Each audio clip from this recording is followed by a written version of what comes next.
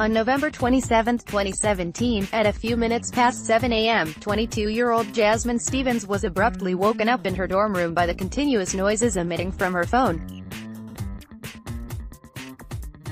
The early morning wake-up call didn't bother her, as the person behind one of Twitter's most popular royal fan accounts, @RoyallyKate, she often gets up at 4 a.m. to live tweet events attended by Prince William, the Duchess of Cambridge, or Prince Harry. But the court circular didn't have any events listed that Monday, so what was this all about? She glanced at her screen. The notifications came in like a digital tidal wave: Twitter notifications, news alerts, texts. So many texts. Stevens opened the top one, from a 44 number. "Jasmine, Jasmine," it said. "You need to wake up. They're engaged." There it was, the press release from Clarence House, His Royal Highness, Prince Henry of Wales and Ms. Meghan Markle are engaged to be married. Immediately, she logged on to Twitter to retweet all the official news she saw in her feed. Eventually, she took a breath to compose one of her own. Perhaps compose is a strong word, this was more like a blubber of emotion. "At 7:09, I just tweeted a bunch of capital letters," Stevens says. "Then, it just all started flowing. Yes, Harry, way to get your girl," she wrote alongside a gif of Drake clapping. Then, when you realize more royal babies are on the way, with many heart eyes emojis.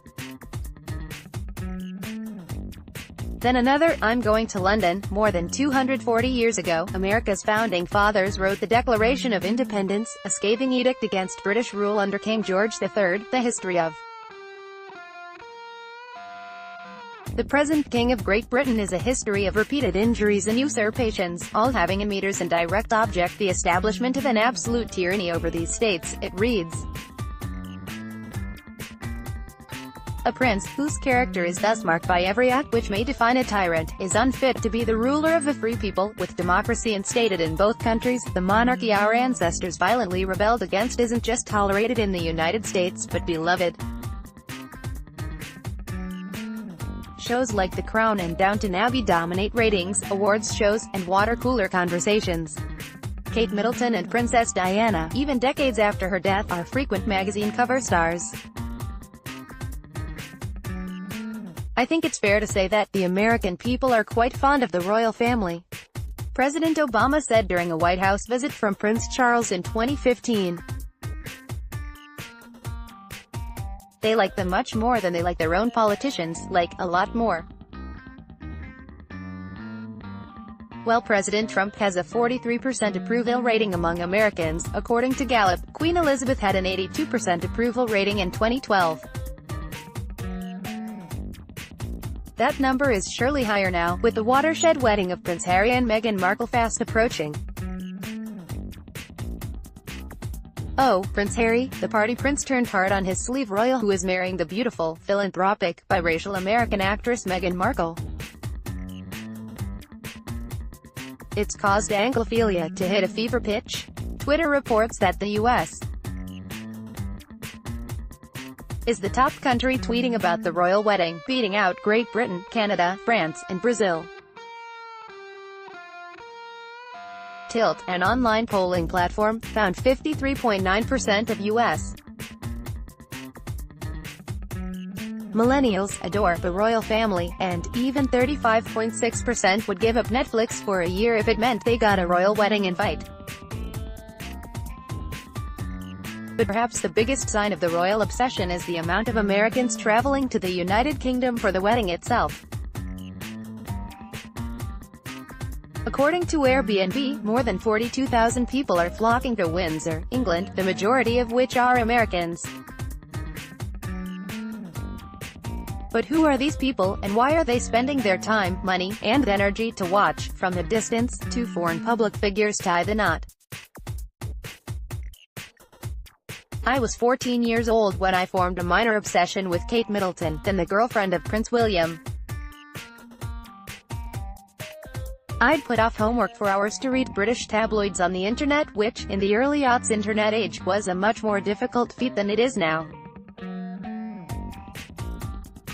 I'd do my hair like Kate, and try to dress like Kate, hoping that someone, someday, would tell me the ultimate compliment, that I looked like Kate. Spoiler alert, I don't, but multiple people told me I look like Angelina Jolie's fish from Shark Tale, so. At the time, my Kate fascination was not that unusual. Tween girls always obsess over famous people. However, most of them grow out of it. Tumblrs go dark, and the posters get removed from the bedroom wall. The infatuation only remembered by siblings. Oh my god, remember when you were so into so-and-so? But why, as an adult, am I still obsessed with her and the whole Windsor family? While my ancestors fled England in the 17th century because they were getting murdered for their religious beliefs, I make a living writing and podcasting about them for Vogue. Often, I chalk it up to my overall passion for British culture. I love all British literature, British art, British design. But that doesn't explain why I can name all of Queen Elizabeth's corgis in birth order. May they rest in peace. People like Jasmine Stevens and I make up a group one called the American Royalists, lifelong monarchy superfans, who, despite no national or personal connection to the British royal family, are inexplicably drawn to them in some way. We join for a variety of reasons: the history, the pomp and circumstance, the frocks and rocks. But a deeper one runs through it all, a respect for the royal commitment to duty and charity that the family has come to represent today.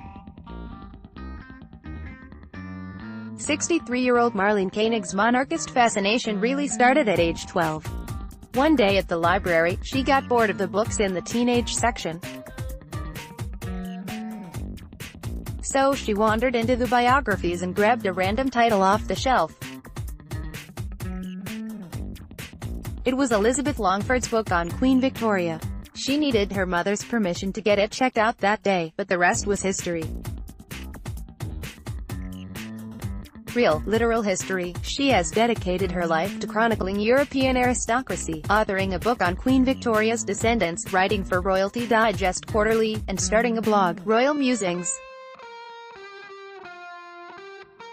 Koenig frequently flies over to Europe for major monarchy moments, like Princess Victoria of Sweden's 40th birthday party, or a Serbian prince's wedding, or the Trooping of the Colour, which if she's lucky, falls on her birthday. Trip to Prince Harry and Meghan Markle's wedding will be her 48th one to the United Kingdom. She rented an Airbnb in Maidenhead, a nearby town, as soon as the palace announced the date.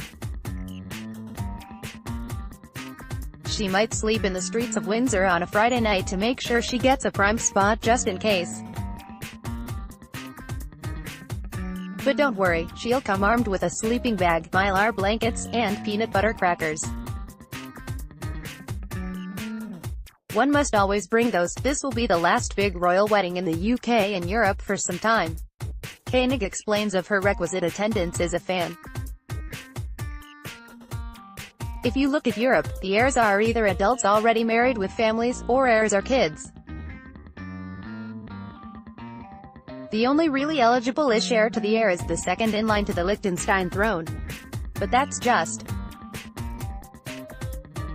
Liechtenstein. To be there, Koenig says, is to be part of history. In Texas it's normal to hunt and fish, and that's okay to be obsessed with. But royalty, that's whatever. Christine Deaver says. She's the 26-year-old librarian behind the popular blog and Twitter account, Royal Tiaras. Deaver spends about 5 hours a week chronicling what she calls tiara appearances, or the exact occasion a piece of royal jewelry was worn and by whom. Sometimes the pictures are so grainy, I'm trying to identify with my magnifying glass what tiara it is, she says. In my dreams, I really hope that at least the British royal family has a log of when they were worn.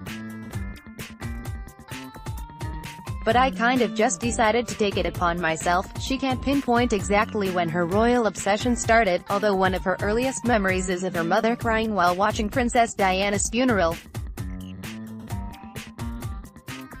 She knows it flourished because of her interest in history, like Koenig, but also her interest in the glamour of it all.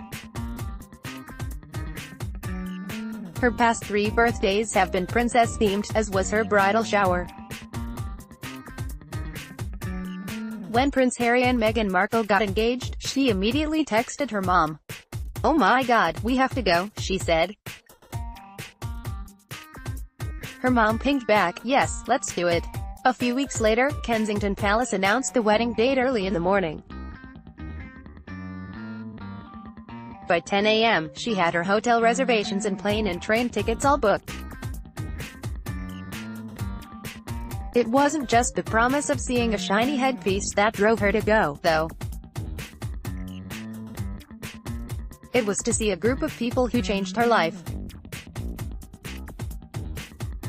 "I was really inspired by the mental health campaign that William, Kate, and Harry have been advocating for. That was something that affected me in my own life, and talking about that to other people has been really helpful," she says. "I think people underestimate the value of them just talking, and normalizing things so people don't feel afraid about them. That sentiment is echoed among many of the American royalists I speak to.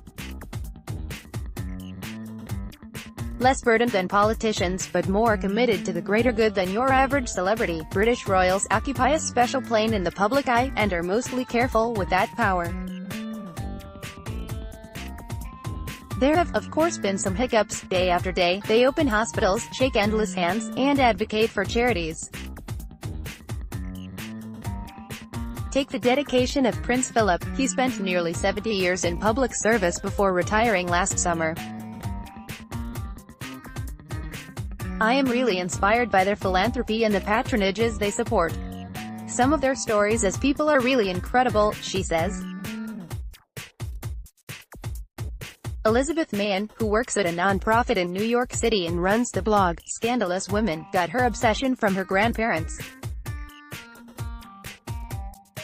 "My grandparents were from Barbados, so they were British citizens.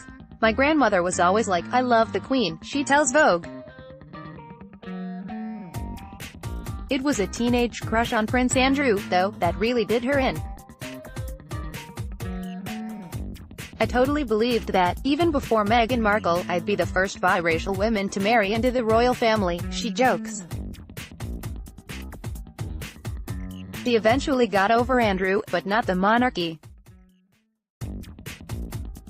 While studying abroad in London, she once skipped a class to see Princess Diana open Parliament. She started collecting royal paraphernalia, which made it into her audition tape for the BBC reality show, Royally Met, where she put on a ball gown and tiara and drank William and Kate's rumoured favourite cocktail, a crack baby, served at the former London hotspot Bogies. She didn't make the cut, but a clip of her audition tape was used in the opening credits. If you asked Meghan a year ago if she could love the royals anymore, she'd say it wasn't possible. But then came Meghan Markle. While Meghan finds Kate great, her connection to Markle is unshakable. They are both biracial, and Meghan, for a time, was a working actress who fought to find roles because she was too light for a lot of the African-American roles, not white enough to play white roles. Markle has spoken publicly about her same struggle. When Markle got engaged to Harry, Meghan says it felt like her long-ago hopes to marry Prince Andrew were, yes, still a fantasy, but not unattainable. Call it the crown ceiling. For so long, the royal family married blue blood after European blue blood. While Kate Middleton dented it a bit by being, gasp, a commoner, it was Markle who shattered it by being divorced, American, and not white. It shows, to women of color, that we can have that fairy tale, Meghan says. It's not something that's denied to us because it's who we are. I think this wedding shows young girls of color that we can achieve anything. Yes, you can be an aerospace engineer, and you can be a princess, at as early as 5:30 a.m. On May 19th, Meghan will take the train from London to Windsor. she'll bring with her a large cup of coffee and some chambord to toast when Harry and Meghan finally say, "I do." Then, she'll start planning her newest chapter in a book she's writing, about Americans who married royals. When Jasmine Stevens heard the news that Prince Harry and Meghan Markle's wedding was on May 19, she audibly gasped. Because May 19 was another important day in her life, her graduation. She agonized over what to do. She talked to her friends, many of whom encouraged her to go. She talked to her family, who said they understood her decision either way. And she talked to her more than 26,000 followers who have become their own community. They were the ones who sent her a copy of Kate Middleton's British Vogue cover when she couldn't get it in the States. When a school shooting happened on her campus, she tweeted to all of them that she was okay, but also so scared. They rushed to her virtual aid. "I wanted a support group during a traumatic time," she explained. Come the third Saturday in May, she'll be in a college football stadium, not Windsor Great Park. Perhaps it's for the best. When I ask her what she'd say if she ever met a British royal, she laughs. I say, "Do you have a defibrillator? Because I would pass out." Don't expect her to listen to her graduation speaker, though. She assures me she'll be live streaming the royal wedding and live tweeting the entire time.